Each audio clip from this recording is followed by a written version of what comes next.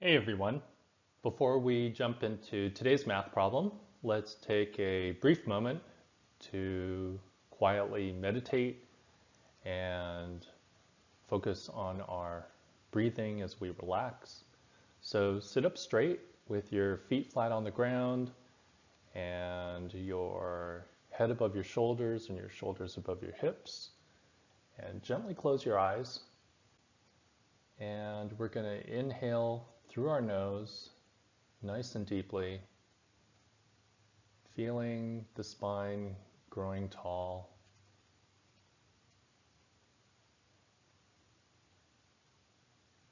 And exhale deeply, also through the nose, maintaining that length in the spine. With your next inhale through your nose, see if you can hear the breath in the back of your throat, sort of like a Darth Vader sound.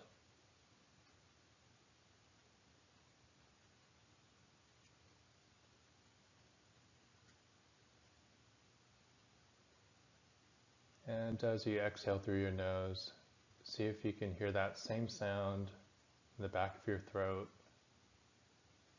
with an audible breath.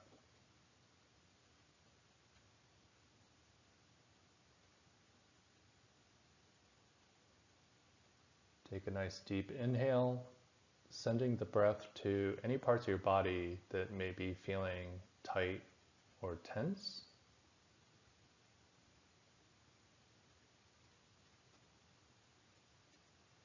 And on the exhale, feel that tension release.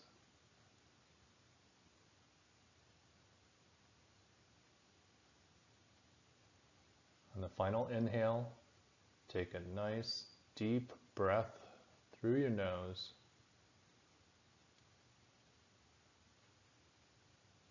And at the top, see if you can hold your breath for a few seconds.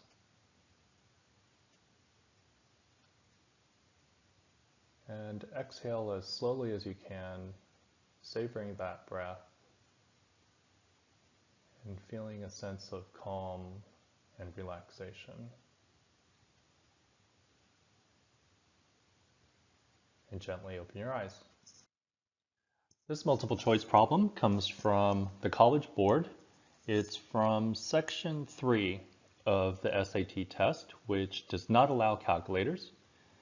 And the problem reads, which of the following is equivalent to 4x squared plus 6x over 4x plus 2? And you have 4 choices there.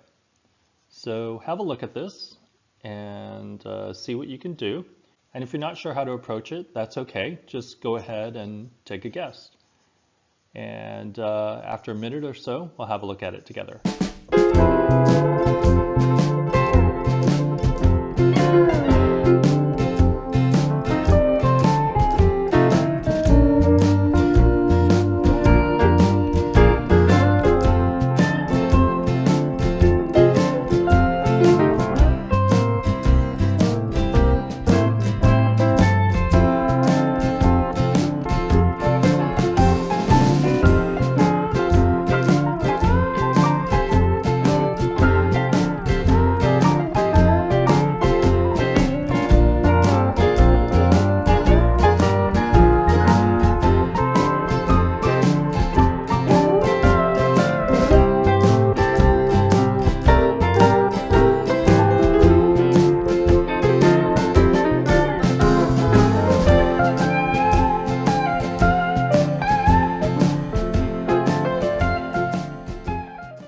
So I could do all of the algebraic manipulations in this expression to see what equivalent expression of the choices results.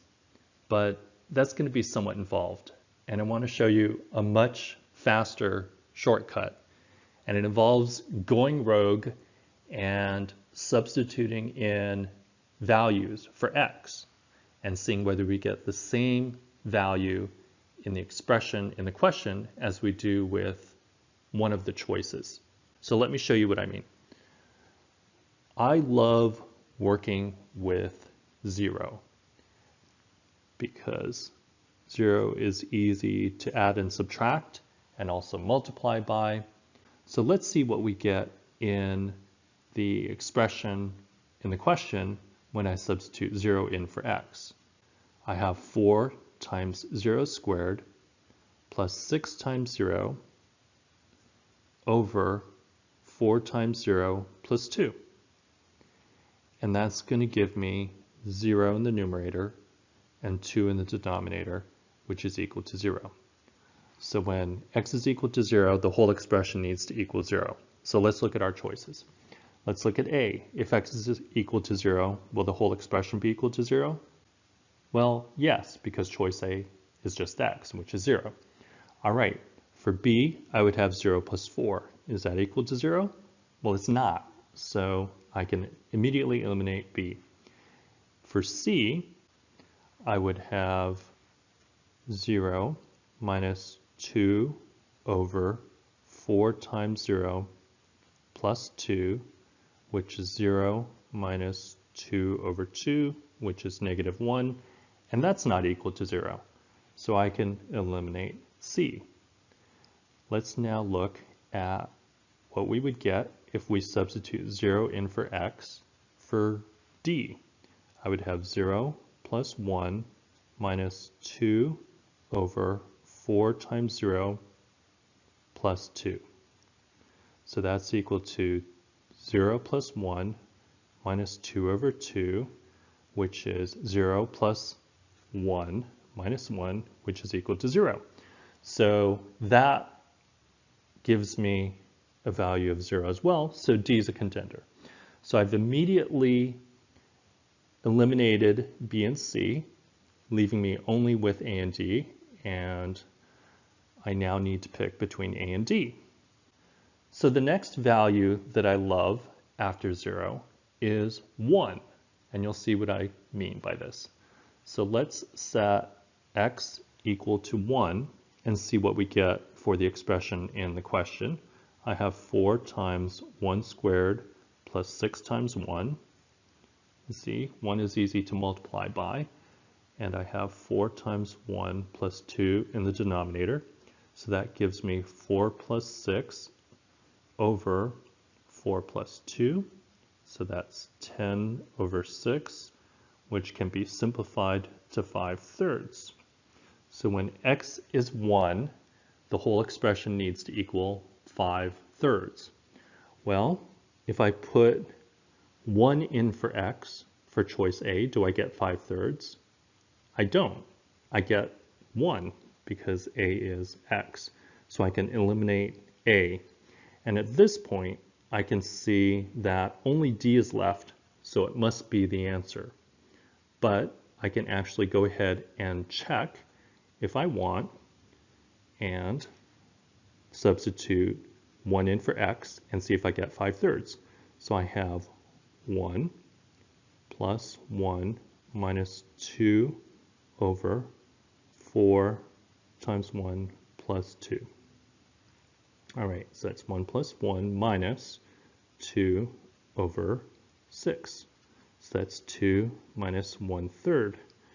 And that's 6/3 minus 1/3, which gives me 5/3.